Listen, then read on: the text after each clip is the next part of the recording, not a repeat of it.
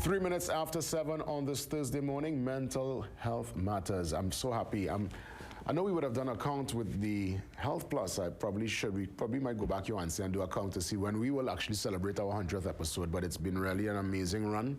I give thanks for your presence every single Thursday. You know, we have the serious discussions, and I've been in media for many years, Yohansi, and I can safely tell you, I can't recall when I started 20-something years ago having discussions on mental health. It wasn't something discussed in the public domain. So you've been able to be part of that movement to break the mold and to normalize it and make it something that people are able to feel comfortable speaking about.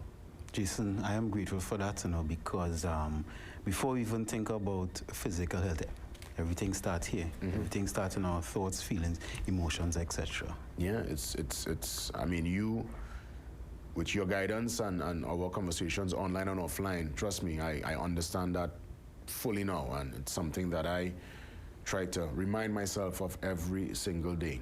Today's topic, an interesting one. It simply says, you don't have to do anything. Really? Exactly. Well, how? Okay, so I'll set the premise. We sometimes lock ourselves in this prison of have to. Right? I remember doing a stress management workshop, and people were saying about certain bills they have to pay. And then I was like, who tell you to take out cable? Who tell you to buy this? Who tell you to do that? But it was like, well, we have to have this in our house, and I was like, is that really the truth? And many times we have these paradigms that we put ourselves in that we think we have to do.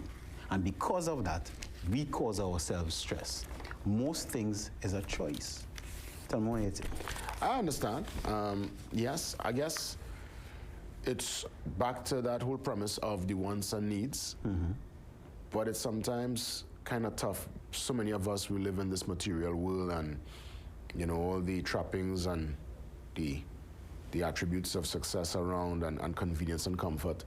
And I guess some people really try to aspire and live within that particular space.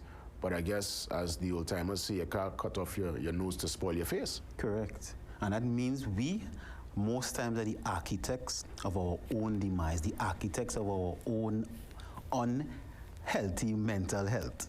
Because, okay, let's just say we need a house, right?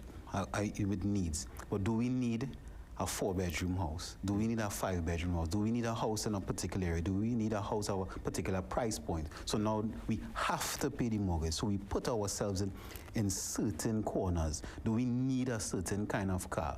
Well, I have to have this, and I have to have...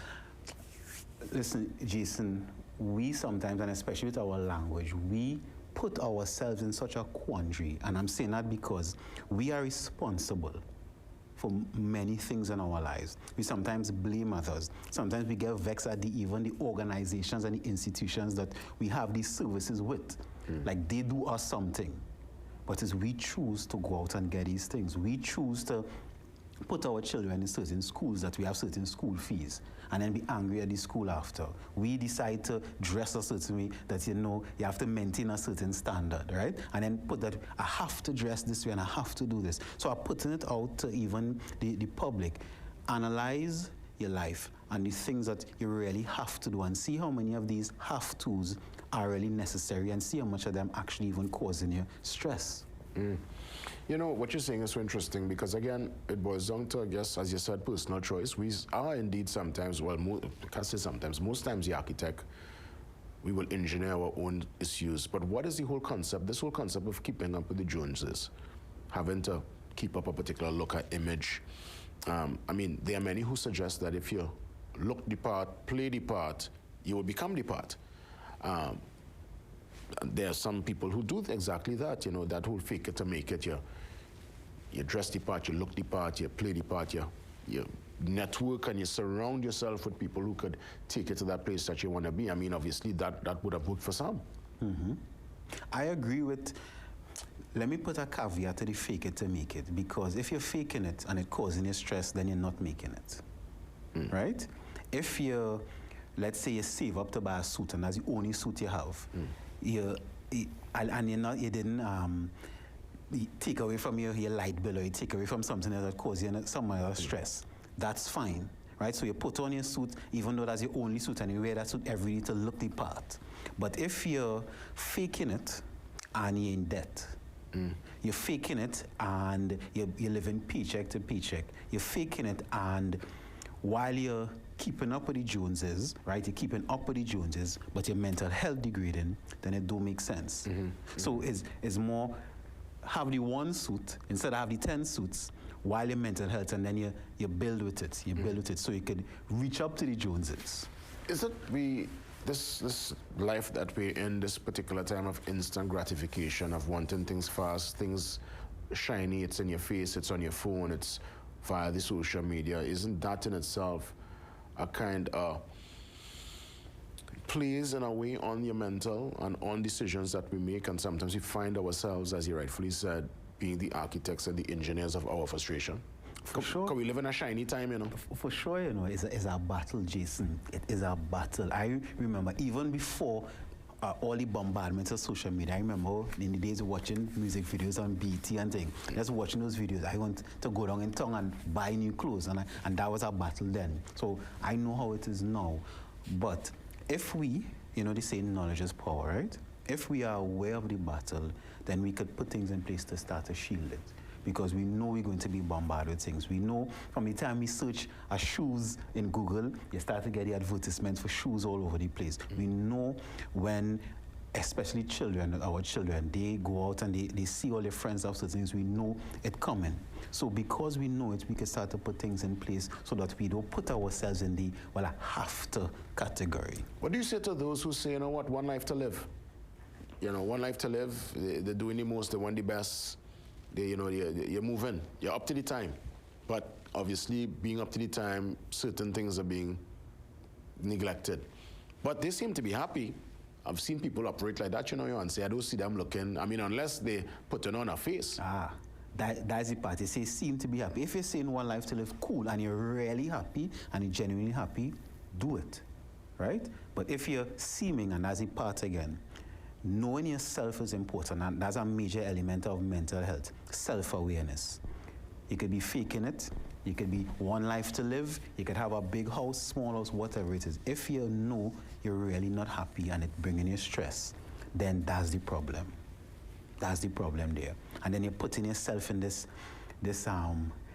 prison, and I'm using that word specifically because we stand up there thinking, well, I can't do this because I have to, and you're just there in this box, and we add things to it, and the box just becomes smaller and smaller. How do parents teach children to maneuver and to obviously uphold this particular concept of not having to do anything, not having to live up to a certain expectation? Because I wonder if this is a learned behavior. You see, if you grow up a certain way, like a lot of things I do now, especially financial decisions and being able to humble myself and know, okay, leave that alone, I ain't ready for that yet, came from my bringing. You know, I would never say poor. I think poor is a mindset. I would say limited resources. We were humble. And always had food. Mommy always did the best. But I saw certain examples, and up to this day, you know, I still pace myself and try to batter my crease. But that's something I saw from as a small child. For the child who didn't really have that particular experience, how do they now framework, or how does a parent try to frame a lived experience for a child so that hopefully certain decisions they make as they get old and start to work could be in that realm of more the needs as opposed to the wants, especially if the finances are not forthcoming? Make them work for everything. Oh. Even though you have the time they're small? Make them work for everything so you understand the value of it. I remember my mom, asking my mom for a Nintendo, a Super Nintendo, when I was a child. And I knew she had the money for it. But she made me work, do different things. $5 here for this, etc., etc. When I finally save up the money, I realized, wait now, I work hard for this money. I really want to spend it on this. When my friends have it, I could just go buy them and play it. And I learned the value of the hard work and what that money really worth. Versus what parents do, not all, a lot of parents do, well, I didn't have this when I was growing up, so I want to make sure and give my child it. But when you give your child it, they didn't work for it. You work for it, so you understand the value of it. But they didn't work for it, and you just give it to them. So therefore, how would they know the value of it? Interesting. And work work could be, as you said, chores around the house, just being able to assist and understand the ecosystem of the space you're in and giving a helping hand. Yeah. Because there's some kids really don't do anything, you know. Jason, I remember.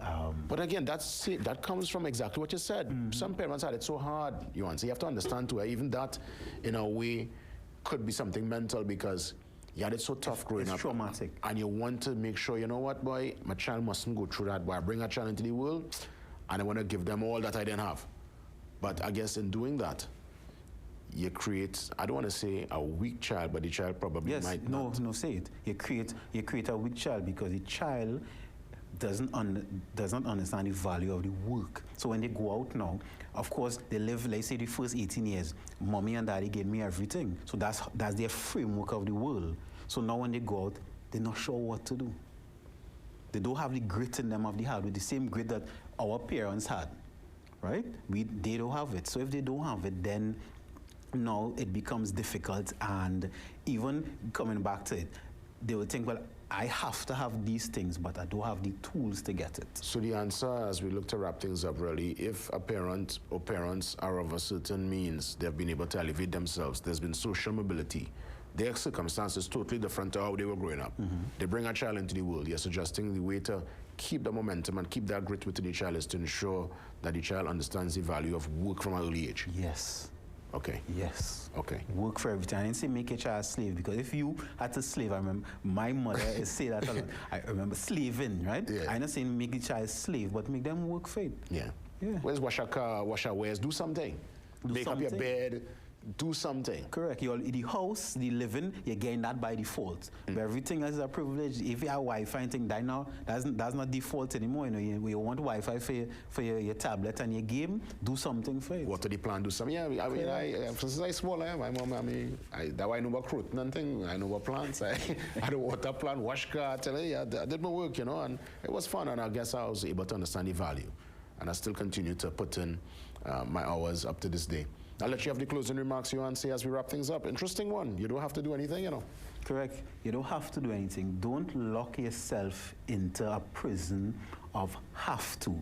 Understand everything is a choice. At least most things are a choice. Don't make life complicated, because even though life is not easy, it's really not that hard.